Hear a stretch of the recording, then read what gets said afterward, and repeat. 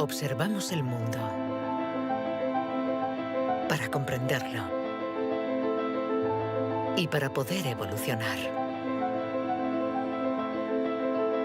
La inteligencia nos ha permitido forjar herramientas para comprender lo pequeño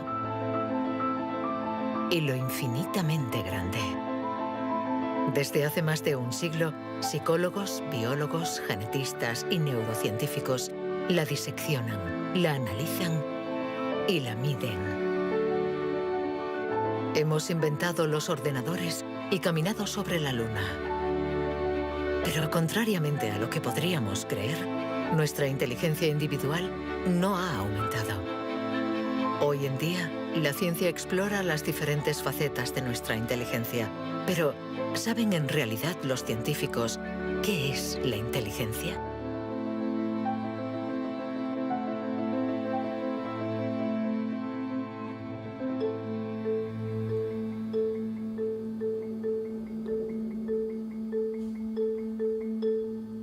Inteligencia es relacionar,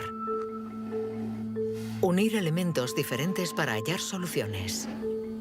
Para entenderla, hay que conseguir dividirla y aislar todos sus componentes. Los investigadores estudian sus diferentes facetas.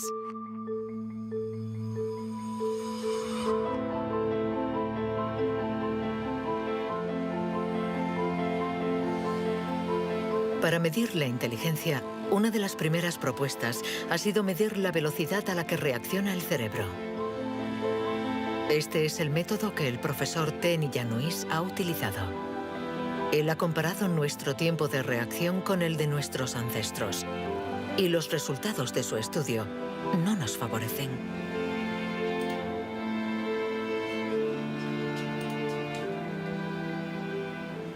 Para medir el tiempo de reacción, mostramos a una persona una luz sobre una pantalla y ésta, pulsando un botón lo más rápido posible, debe decir si la luz aparece a la derecha o a la izquierda. No es un acto reflejo, sino una información simple que nuestro cerebro debe procesar. Estos estudios sobre el tiempo de reacción son muy antiguos. Muchos de ellos los llevó a cabo Francis Galton, primo de Charles Darwin, entre 1860 y 1880 en Gran Bretaña. Galton hizo pruebas a muchos miles de personas representativas de la población de la época. La gente tenía entonces un tiempo de reacción muy rápido. Nosotros hemos buscado estudios comparables que hubieran sido hechos durante los últimos 120 años y hemos encontrado unos 15. Al compararlos, hemos podido comprobar que durante los últimos 150 años la gente se ha hecho cada vez más y más lenta. Para el profesor Tenny Januis, inteligencia es velocidad. Y nuestro cerebro invierte como media 50 milisegundos más que el de nuestros bisabuelos a la hora de procesar una información simple. 50 milisegundos más puede sonar como un algo ridículamente breve. Pero si pensamos en las miles y miles de decisiones que debemos tomar cada día, y somos un poco más lentos en cada decisión, esto puede tener consecuencias muy, muy importantes.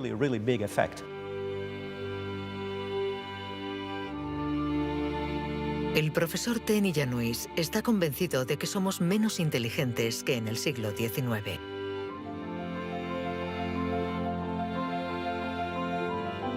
Y la prueba está en la increíble capacidad de invención de este periodo, marcado por una explosión de las innovaciones, de la creatividad, de las ideas. En el siglo XIX hubo muchas innovaciones fantásticas. Hay estudios que muestran que el número de inventos por habitante era 4 veces mayor que hoy en día. El profesor Tenny Januis piensa que nuestra inteligencia está en declive desde hace por lo menos 150 años. Pero en el siglo XIX, Sir Francis Galton ya pensaba que los ingleses eran bastante menos inteligentes que los griegos de la antigüedad, donde no faltaban las mentes brillantes. Entonces, y los predecesores de los griegos, los hombres prehistóricos. Es extremadamente difícil medir su inteligencia. Sin embargo, en el Instituto Max Planck de Leipzig intentan responder a esta pregunta reconstruyendo el cerebro de nuestros antepasados de la prehistoria.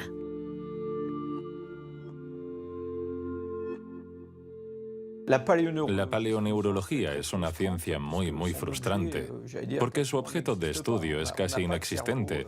No hay cerebros fósiles.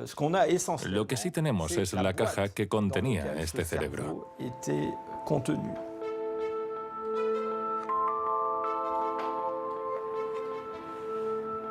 Al comparar nuestro cerebro con el del hombre prehistórico, los científicos han encontrado diferencias no solo en la forma, sino también en el tamaño. Algunos de estos individuos tenían un cerebro más grande que el nuestro. Sabiendo que todo lo que somos, todo lo que pensamos, nuestros recuerdos, la personalidad, las emociones, el lenguaje, todo depende de este órgano, entonces, ¿es que la inteligencia está relacionada con el tamaño? Sería absurdo pensar que no hay relación entre el tamaño del cerebro y la complejidad de los comportamientos, es decir, la inteligencia. Esto lo vemos en el reino animal.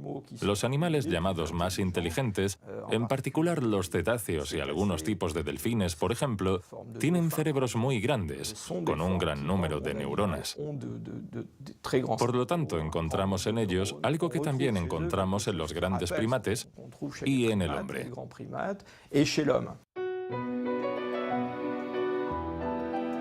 La evolución hizo crecer el tamaño de nuestro cerebro durante 2 millones de años, hasta alcanzar su máximo hace unos 15.000 años. El hombre de Cro-Magnon, que pintó en la cueva de Lascaux hace unos 17.000 años, era un Homo sapiens como nosotros. Pero de todos los Homo sapiens, este era el que tenía el cerebro más grande. El tamaño de nuestro cerebro ha disminuido en comparación con el de este antepasado. Y según algunos investigadores, somos menos inteligentes que él. Pero esta teoría no es compartida por todos. Yo no creo que haya una inteligencia que se pueda medir con una regla y decir que nuestro reciente antepasado era igual o más o menos inteligente. El hombre de Cro-Magnon tenía la inteligencia que necesitaba para sobrevivir en su mundo, pero no para trabajar en un banco. Si viajásemos 25.000 años atrás en nuestra máquina del tiempo, para traer al presente al hombre de Cro-Magnon, sin duda se adaptaría al mundo en el que va a tener que vivir. Historically, you guys have struggled to adapt. Yeah, right. Walking upright, discovering fire, inventing the wheel, laying the foundation for all mankind. You're right. Good point. Sorry we couldn't get that to you sooner. Connie, your reaction? We live in a society where the individual ego and the group dynamic are in constant struggle. Response? Yeah, I have a response. What? ¿Más inteligente? ¿Menos inteligente? Cuando intentamos medir la inteligencia, todo se complica. Y sin embargo, lo hacemos continuamente. En las universidades del mundo entero se enseña qué es la inteligencia. Y todos nosotros, sin ser especialistas, la medimos cada día. Todos medimos la inteligencia. Si es usted soltero y va a un bar y conoce a alguien, lo más importante después del físico es la inteligencia.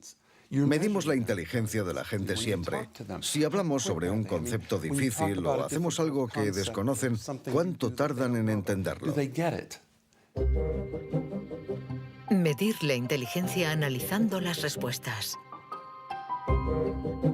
Evaluando la pertinencia de las acciones. Comparando a los individuos. Un método que dio lugar a la única herramienta de la que disponemos para medir la inteligencia. El cociente intelectual, inventado por Alfred Binet a principios del siglo XX. Alfred Binet criticó bastante a los alienistas, los psiquiatras de la época. que hacían diagnósticos para juzgar la discapacidad intelectual, separando en grandes categorías: los idiotas, que tenían el grado más alto de discapacidad, después los imbéciles y luego los tontos. En opinión de Binet, sus juicios eran discutibles, muy difusos y diferentes de un psiquiatra a otro. Él pensaba que eran necesarios unos criterios objetivos y una única herramienta de evaluación basada en criterios científicos. En 1905, el Ministerio de Educación francés pidió a Binet que encontrara la manera de detectar a los niños con dificultades escolares. Él no tenía ninguna teoría sobre la inteligencia, pero observando a sus hijas, pensó que podría hacer una evaluación a partir del razonamiento, la capacidad de comprensión y la memoria. Lo que finalmente intentó hacer fue encontrar para cada grupo de edad los problemas característicos de ese grupo. Por ejemplo, les enseñaba una foto y les preguntaba qué representaba. Señaló que los niños de 3 años enumeraban lo que había en la imagen. Hay un señor, una señora, un banco, un árbol. Los de 7 u 8 años describían la imagen. Hay un señor y una señora sentados en un banco. Y por último, los de 12 años interpretaban la imagen. ¿Están tristes? ¿O bien el señor está enfermo? Y cosas así. Así, Binet desarrolló junto a Théodore Simon el primer test de inteligencia. Había nacido el clásico test de la edad mental. Es la relación entre la edad mental dada por el resultado del test y la edad real de la persona. La cifra se multiplica por 100 para obtener el cociente intelectual. Si un niño de 10 años resuelve las pruebas de uno de 12, será un niño adelantado y tendrá un cociente de 120. La idea era relacionar el rendimiento de un individuo con el de otros individuos comparables, es decir, los que están exactamente en la misma categoría de edad, la misma cultura, etc. Y, obviamente, partiendo de una serie de puntuaciones en la prueba para una edad determinada. El cociente intelectual es la posición de un individuo comparado con el rendimiento de otros que son como él o ella, es decir, de la misma edad. Le damos al cociente intelectual un poder exagerado, porque pretende medir una cualidad tan particular como la inteligencia. Es difícil resistirse a la tentación de medirse, de compararse. Lo que sí es un poco ridículo es lo que nos encontramos actualmente en Internet, como las páginas web que calculan nuestro cociente intelectual. La gente hace el test, se encuentra con una cifra y la interpreta. Y si, por ejemplo, esta cifra no es buena, pensamos que no somos inteligentes. Es absolutamente catastrófico. El 2. Es ridículo pensar que una cifra defina a una persona. El 4. El 3. Solo un psicólogo hará un test fiable del cociente intelectual. El 2. Ya que debemos saber cómo interpretarlo en relación con el pasado del individuo, su presente El 2 y el 3. y su personalidad. Este cociente mide la inteligencia. Compara a las personas. Pero ¿nos permite saber si nuestra inteligencia ha evolucionado desde que Binet lo inventó hace más de un siglo? ¿Obtenemos mejores resultados en el test hoy? En Nueva Zelanda es donde por primera vez han respondido a esta pregunta. Allí, James Flynn ha hecho un descubrimiento sorprendente que los científicos de todo el mundo han bautizado como el efecto Flynn. El efecto Flynn supone el descubrimiento de que todas las naciones que entraron en la era industrial han obtenido mejoras considerables en los tests de cociente intelectual. He revisado toda la variedad de estas pruebas en 40 países, como en Francia, Holanda o Noruega, donde los jóvenes habían sido llamados al servicio militar. Se les ha dado cada año exactamente el mismo test, y las mejoras son muy evidentes. Hace 1 o 2 generaciones, la gente obtenía una media de 30 respuestas sobre 60. Hoy obtienen 45. Después de evaluar decenas y decenas de estudios, James Flynn ha mostrado que desde hace más de 60 años obtenemos mejores resultados en estos test. ¿Quiere esto decir que ahora somos más inteligentes que nuestros abuelos? Un cambio en el cociente intelectual no significa necesariamente un cambio en la inteligencia. Pongamos un ejemplo. Una persona hace hoy el test por primera vez. Si hace el mismo test al día siguiente, existe un efecto de aprendizaje. Su puntuación va a ser más alta, pero no quiere decir que se haya hecho más inteligente. Solo significa que se ha familiarizado con el test. El aumento del cociente intelectual se debe en gran medida al entorno, mejor alimentación y mejor educación. Nuestro cociente aumentaría de 2 a 3 puntos por cada año de escuela, y los años de escolarización han pasado de una media de 6 a principios del siglo XX a los 11 años de hoy en los países industrializados. Todos estos cambios añadidos han incrementado los resultados. Cuando realizamos un test hoy, estamos preparados en la medida en que la escolarización y otra serie de factores nos han dado la capacidad de aplicar nuestra lógica de forma abstracta. Es decir, que podemos ver una serie de números y acertar el siguiente.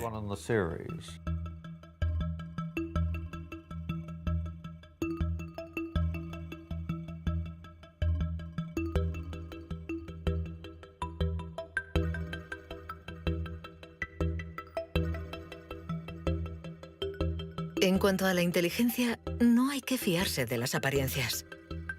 Tener mejores resultados en estos test no implica que seamos más inteligentes. Se trata solamente de que estamos mejor preparados para pasar el test. Nuestra inteligencia es como un músculo que entrenamos para obtener de él todo su potencial, y con el entrenamiento podemos alcanzar nuestros límites. Las cifras lo demuestran. Tras decenios de mejora, los resultados de los test han llegado al tope. Incluso están empeorando en países como Inglaterra, Dinamarca o Noruega. El aumento del cociente intelectual es un fenómeno que ha durado un siglo, pero todos los países terminarán por llegar al tope de este incremento. Sospecho que la educación formal ha abusado de la capacidad de manipular los conceptos abstractos y, a menos que se produzca una revolución de la pedagogía, los beneficios que ha producido la escuela van a tocar techo, ya que hoy en día casi todo el mundo está escolarizado.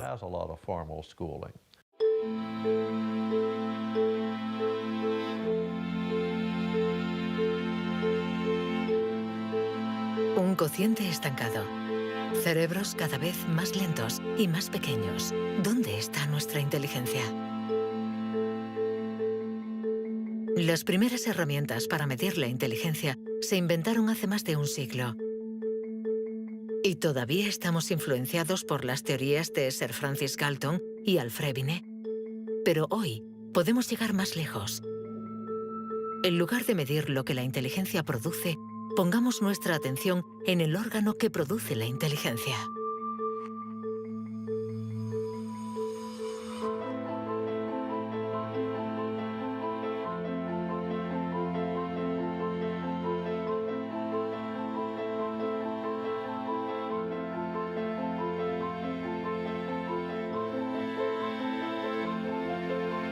Richard Heyer es psicólogo y neurocientífico en la Universidad Irving de California.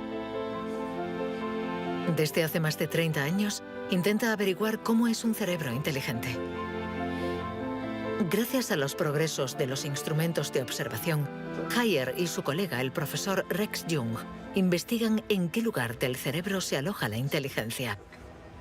Veamos el cerebro de Richard Hayer. Vemos un bonito cerebro. El doctor Hayer es una persona brillante e inteligente y vemos todas las regiones que sustentan su inteligencia.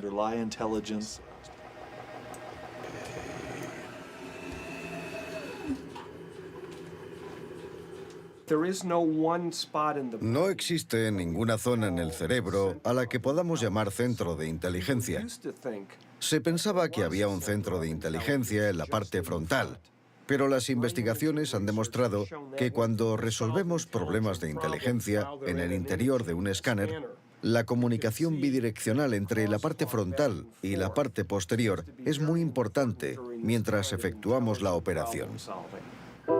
El profesor Hayer es uno de los pioneros en la utilización de modernas técnicas de neuroimagen. Su primer estudio data de 1988. Hasta entonces, nadie había utilizado estas herramientas para investigar la inteligencia. Hemos encontrado áreas del cerebro que se activan cuando hacemos un test de inteligencia. Pero lo más sorprendente ha sido que cuanto más activas estaban estas áreas, menos buenos eran los resultados de dichas pruebas. Esto es lo contrario de lo que esperábamos. En el mundo de la ciencia, encontrar un resultado opuesto a lo esperado es realmente interesante.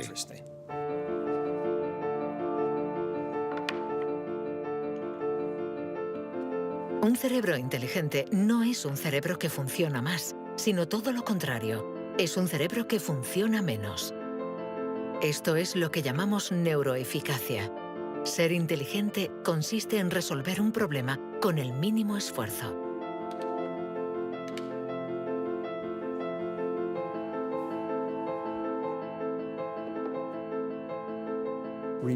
Si recordamos la primera vez que condujimos un coche, el primer día en un gran aparcamiento vacío, con alguien sentado a nuestro lado, girando el volante y pensando, ahora tengo que frenar.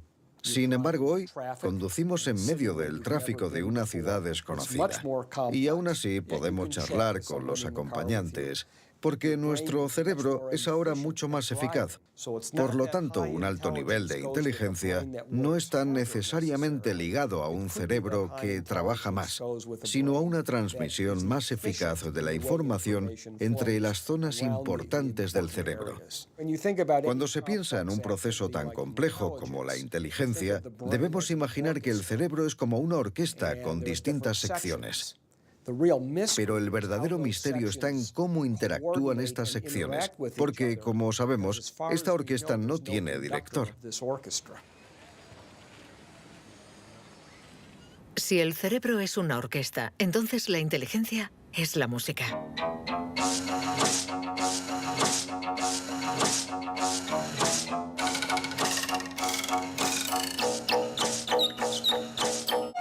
Cuando empezamos a interpretar la partitura, nunca sabemos cómo van a tocar juntos los músicos.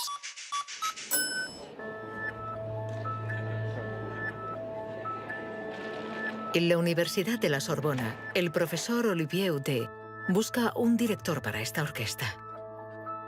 Para encontrarlo, mide la actividad eléctrica del cerebro mientras los niños resuelven problemas. Lo que le interesa es lo que él mismo llama bugs de inteligencia. Mostramos a un niño una imagen con 1, 2, 3, 4, 5 babars separados y 5 babars juntos. Y le preguntamos si hay el mismo número de babars en la parte de arriba y en la de abajo. Hasta los 7 u 8 años, todos los niños del mundo responderían, hay más arriba, porque la imagen es más larga. El cerebro de los niños es fácil de engañar por la inteligencia visioespacial, según la cual longitud es igual a número. Esto significa que tenemos caminos neuronales distintos para resolver una misma tarea.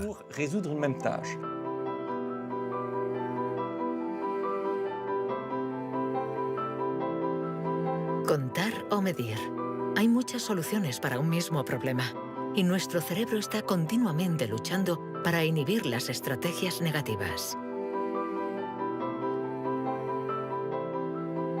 Lo que queremos mostrar, y esta es la originalidad de nuestro laboratorio, es que la inhibición es sin duda el proceso clave y positivo de la inteligencia, porque nos permite resistirnos a nosotros mismos. Resistirnos a nosotros mismos es aprender a controlar las interferencias que perturban a nuestra inteligencia. El test de Stroop es uno de los métodos de observación de estas interferencias. Consiste en decir el color de una palabra sin leerla. Azul, amarillo, rojo, amarillo, verde. ¿Rojo, verde? ¿Verde? ¿Rojo? verde, amarillo, Amarillo, rojo. amarillo, amarillo, rojo. ¿Amarillo? ¿Rojo? Amarillo, amarillo. Rojo, verde, ¿Rojo? ¿Amarillo? ¿Azul? ¿Verde?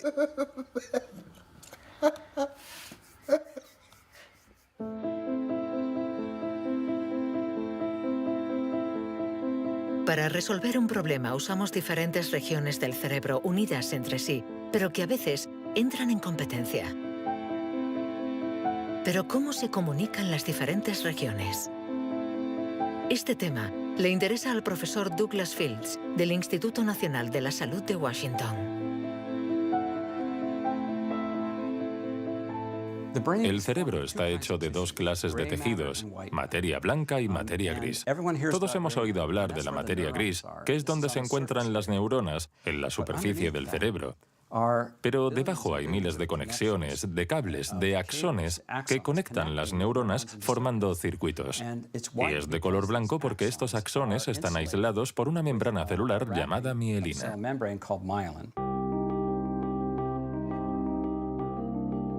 La mielina envuelve los axones y permite que la información circule de forma rápida y eficaz en el cerebro.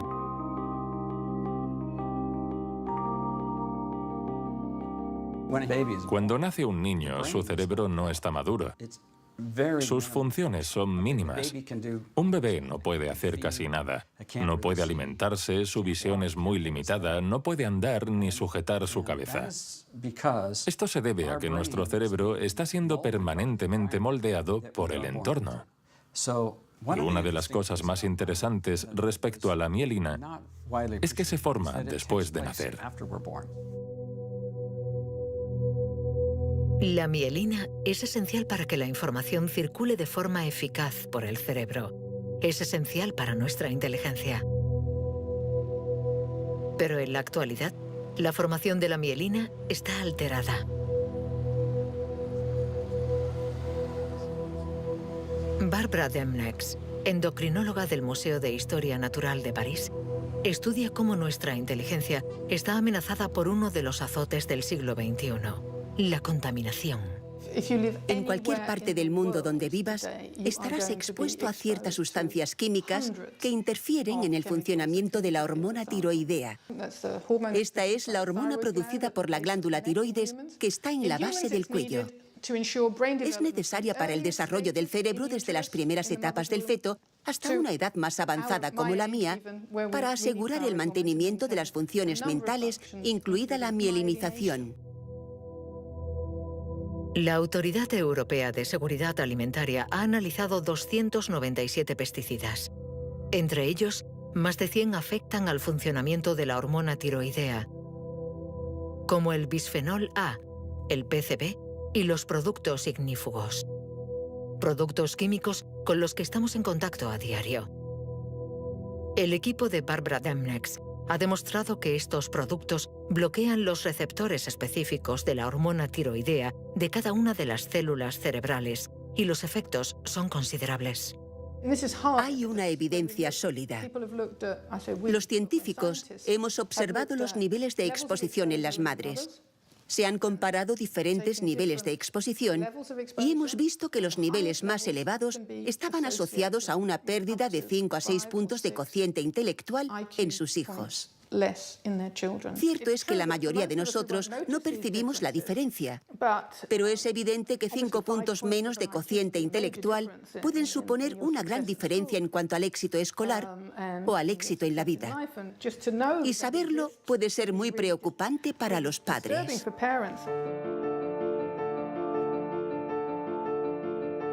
Nuestra inteligencia nos ha permitido crear un mundo complejo, pero a costa de degradar el medio ambiente. Y podríamos estar pagando el precio si esta degradación afecta a nuestro cerebro, actuando, por ejemplo, sobre la mielina. Pero si este fenómeno se confirma, ¿qué haremos? Durante más de un siglo, hemos pensado que los procesos mentales se debían solo a la actividad eléctrica de las neuronas. Pero hoy, los neurólogos han comenzado a explorar nuevos campos. Tan solo el 15% de las células del cerebro son neuronas. El resto, el 85%, no se comunican mediante impulsos eléctricos. Las llamamos glía. Nuevos métodos nos han permitido ver, para nuestra sorpresa, que las células gliales se comunican entre ellas y con las neuronas sin electricidad. Esto es un punto de partida fascinante, porque supone un cambio fundamental de conceptos respecto al funcionamiento del cerebro a nivel celular. Células gliales. Células mucho más numerosas que las neuronas y que forman su entorno. Algunas fabrican la mielina. Otras alimentan a las neuronas y las protegen. Estas se denominan astrocitos. Y un descubrimiento inesperado indica que los astrocitos juegan un papel en la inteligencia. Todo comenzó con un genio. En abril de 1955, en el Hospital Princeton de New Jersey, el patólogo Thomas Harvey dirigió la autopsia de Albert Einstein. El 18 de abril, a las 8 de la mañana, decidió robar el cerebro del hombre considerado como la encarnación del genio. Pretendía examinar este preciado órgano para encontrar el secreto de la inteligencia. Después de esconderlo en su casa durante 27 años, autorizó a otros científicos a examinarlo. Estos descubrieron en el cerebro de Einstein lo que podría ser el secreto de su inteligencia. El cerebro de Albert Einstein fue examinado para ver qué era lo que lo hacía más inteligente, y no pudieron encontrar ninguna diferencia en el número de neuronas ni en el tamaño. No había nada, excepto que su cerebro tenía más astrocitos. Esto llamó la atención de mucha gente sobre el papel de los astrocitos en la inteligencia. Los astrocitos. Células gliales identificadas hace más de un siglo. Aunque en los últimos años, los científicos han comprendido que su función no era mucho más compleja de lo que imaginaban. Los astrocitos sirven para muchas cosas. Controlan la sinapsis, controlan el flujo sanguíneo en el cerebro, alimentan a las neuronas, reaccionan a las heridas. Todas estas cosas estaban consideradas como tareas menores que los astrocitos hacían en el cerebro, y no habían sido tomadas muy en serio hasta que se dieron cuenta de lo determinantes que son los astrocitos para las neuronas. Un astrocito humano controla cientos de neuronas, muchas más que, por ejemplo, un astrocito de ratón. Basándose en esta observación, un equipo de la Universidad de Rochester ha realizado un experimento fascinante. Para entender mejor la inteligencia humana, han decidido cruzar la barrera de la especie y han trasplantado astrocitos humanos en el cerebro de un ratón. Hemos trasplantado astrocitos humanos en ratones y el trasplante invadió literalmente todo su cerebro. Cuando lo revisamos un mes después, pudimos ver que allí donde habíamos realizado el injerto, este ocupaba un lugar discreto. Un año más tarde, todo el cerebro se había injertado a sí mismo. Todas sus células habían sido literalmente reemplazadas por células humanas. Y nos dimos cuenta de que estos ratones tenían más memoria y más capacidad de aprendizaje que los no injertados. Para comprobar las capacidades de los ratones con el cerebro modificado, los metieron en un laberinto. Resultado: los injertados encontraron la salida 2 veces más rápido que los no injertados. Este experimento no deja lugar a dudas. Los astrocitos favorecen la memoria y el aprendizaje. Juegan un papel clave en nuestra inteligencia.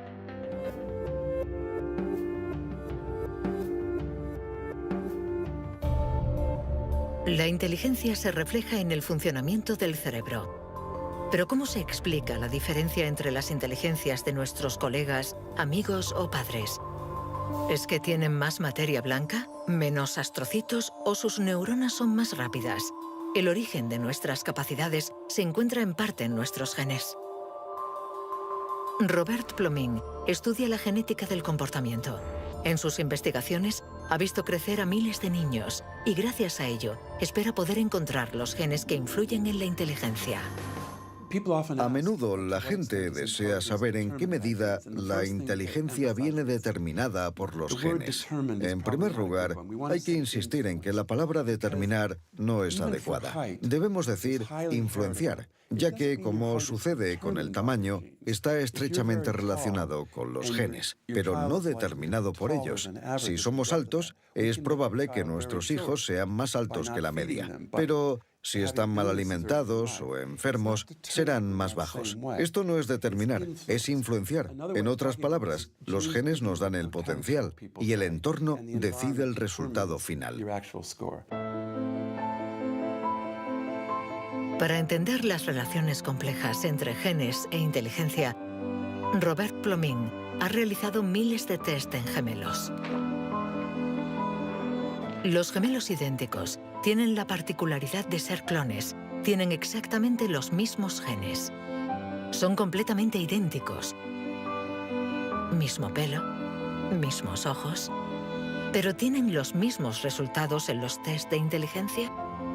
La respuesta es sí. Sus resultados se parecen mucho más que los de otros hermanos. Esta es la prueba de que, sin ser completamente determinantes, los genes sí juegan un papel crucial. La mayoría de los países del mundo, más de 100, dispone actualmente de registros de gemelos porque reconocen la importancia del método gemelar a la hora de calcular la influencia de los genes. La siguiente etapa de nuestras investigaciones consiste en encontrar los genes responsables de la inteligencia. Para esto, Robert Plomin ha utilizado chips de ADN capaces de detectar más de 1 millón de marcadores genéticos. Comparando el ADN de los que tenían buenos resultados en los test, Plomin quería saber si ciertos genes se dan con más frecuencia. Pero la identificación precisa de estos genes es mucho más complicada de lo que esperaba.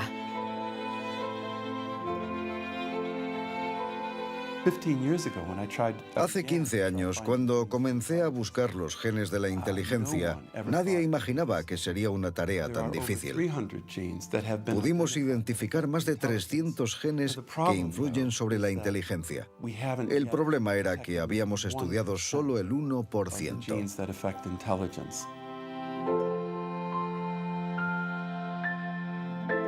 La inteligencia está influenciada por la interacción de muchos miles de genes que conforman una red increíblemente compleja. Además, producen efectos distintos en función de la región del cerebro donde actúen. Antes pensábamos que el cerebro funcionaba por áreas. Esta área controla el lenguaje, esta hace otra cosa. El cuerpo calloso comunica los hemisferios. Hoy nos hemos dado cuenta de que esto era ficción y que el cerebro actúa de forma más global. Desde un punto de vista genético, se ve más claro todavía, ya que la mayoría de los genes que actúan sobre el cerebro actúan sobre muchas regiones del cerebro. Paso a paso vamos entendiendo nuestra inteligencia. Los científicos afinan las herramientas para medirla, pero la cuestión es cómo las vamos a utilizar.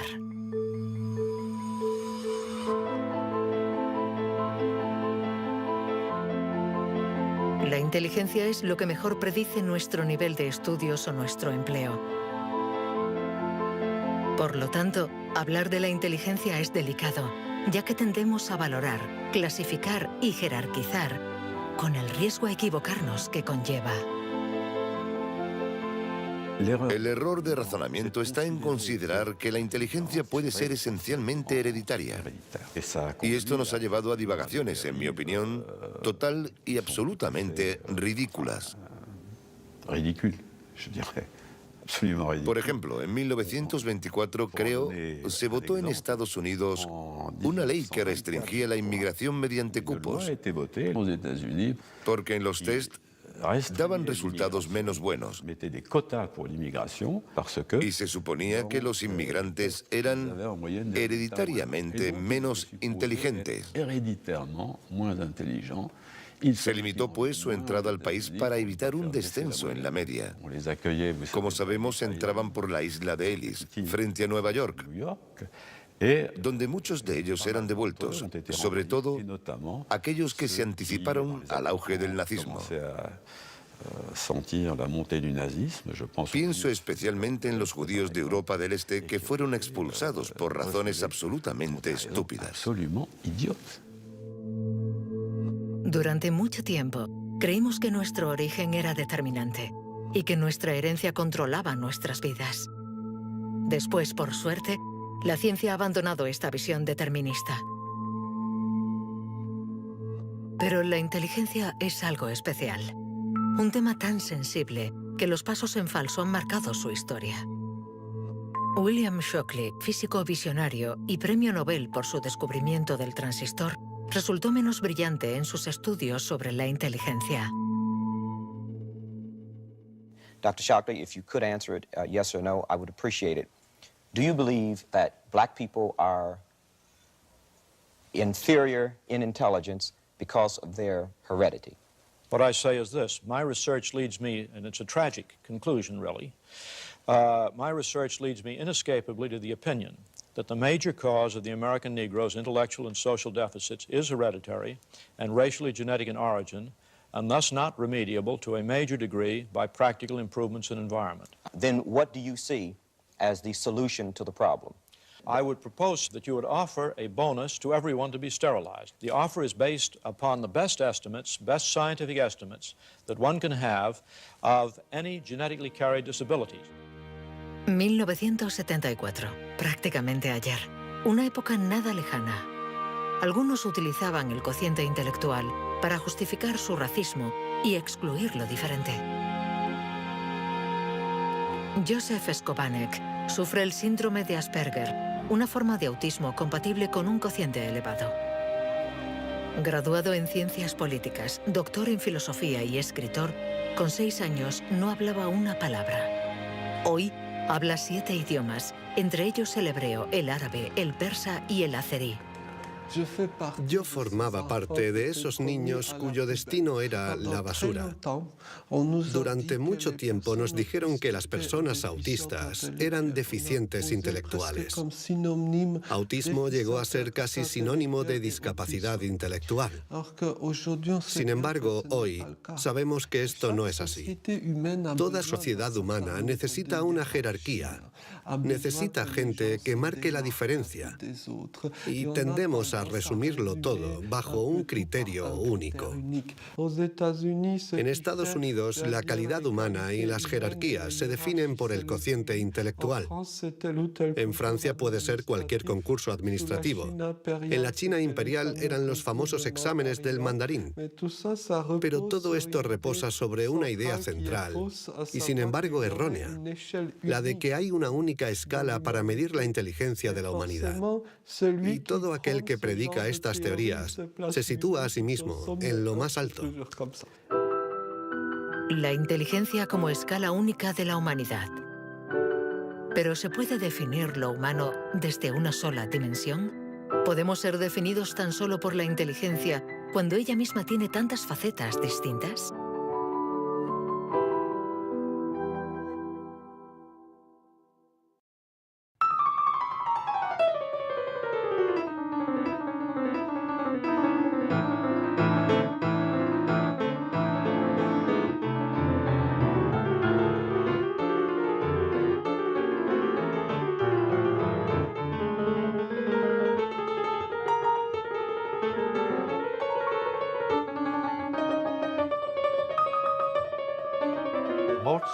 Nos han dicho siempre que Mozart podía tener en la mente una sinfonía entera. Cuando escuchamos una sinfonía, debemos seguirla a medida que se desarrolla en el tiempo. Sin embargo, él la veía en su totalidad. Viene a ser la clase de complejidad mental de un matemático cuando tiene en mente 7 u 8 fórmulas y conoce todas las conexiones posibles entre ellas. Pero siempre podemos argumentar. ¿La inteligencia musical es inteligencia? No importa. Lo que importa es que existe y que aquellos que la poseen no tienen necesariamente un cociente intelectual elevado.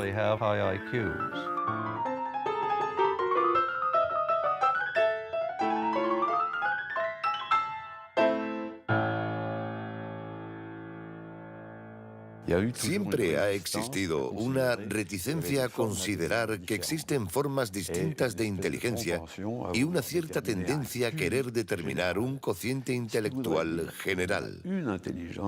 Una única escala de inteligencia donde podemos situarnos por encima o por debajo.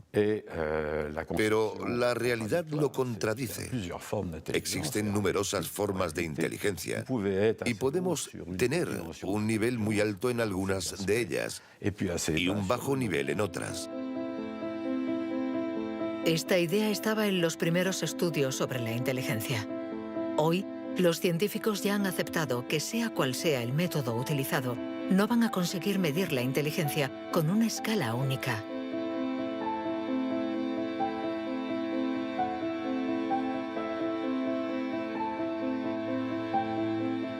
En la Universidad de Nuevo México, el profesor Rex Jung está convencido de que para resolver cualquier tipo de problema usamos distintos tipos de razonamiento. Y lo que llamamos inteligencia no es sino uno más de ellos. Creo que la creatividad es otro modelo de funcionamiento del cerebro y lo que intento averiguar es si es diferente a la inteligencia o similar. ¿Estamos hablando de lo mismo o de algo distinto? Y he llegado a la conclusión de que la creatividad es un proceso de razonamiento básicamente diferente.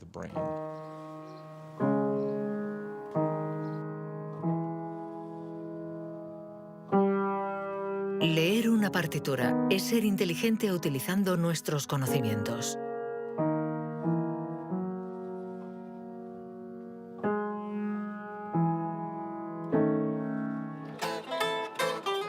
Improvisar es ser inteligente inventando y siendo creativo.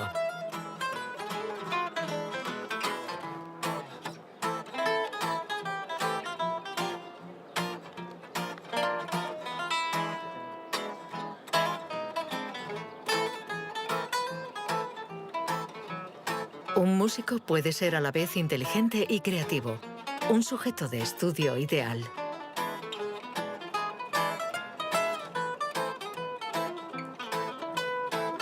El profesor Jung ha estudiado numerosos cerebros para saber cómo pueden coexistir inteligencia y creatividad. Trabajo sobre la hipótesis de que son complementarias y que hay dos redes diferentes en el cerebro que cooperan para permitirnos razonar. Una es un tipo de razonamiento inteligente y la otra un tipo de razonamiento creativo. Y las dos son extremadamente importantes. Estamos muy cerca de comprender cómo funcionan. Nuestra teoría es que la red de la inteligencia se sitúa sobre todo en la superficie del cerebro. Con la creatividad las cosas son diferentes, porque depende principalmente de la llamada red de modo por defecto, situada en el interior del cerebro. Estas dos redes intercambian permanentemente información para que podamos resolver los problemas que nos plantea el mundo en que vivimos.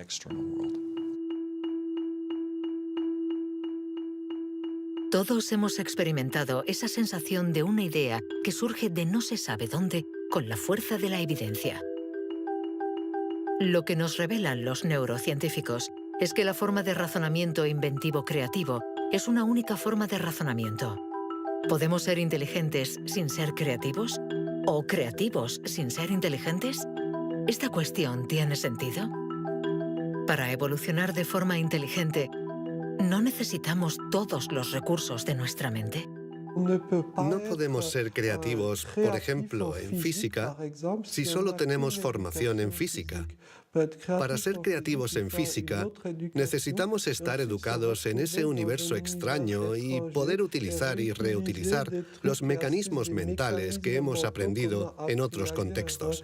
El problema de las investigaciones estériles es que se encierran en su burbuja y no dan ni reciben información. Por el contrario, las personas creativas son aquellas que importan ideas de un universo a otro.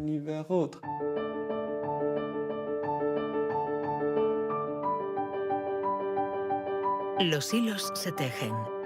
El cuadro se completa. Los científicos ensamblan poco a poco las diferentes piezas de nuestra inteligencia. Pero el mundo evoluciona y la inteligencia también. El cerebro está en permanente evolución y permite que la inteligencia se adapte a los problemas que debemos resolver, por múltiples y variados que estos sean.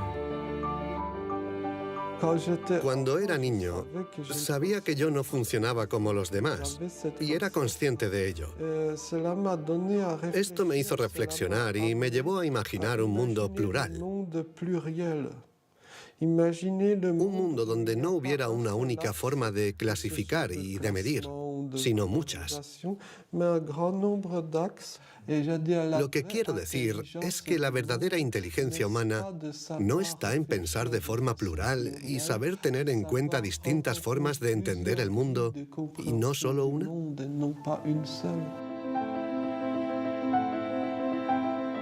El papel de la ciencia no debe ser el de decir si somos más o menos inteligentes que nuestros vecinos o que nuestros antepasados, sino el de ayudarnos a entender cómo funciona nuestro cerebro.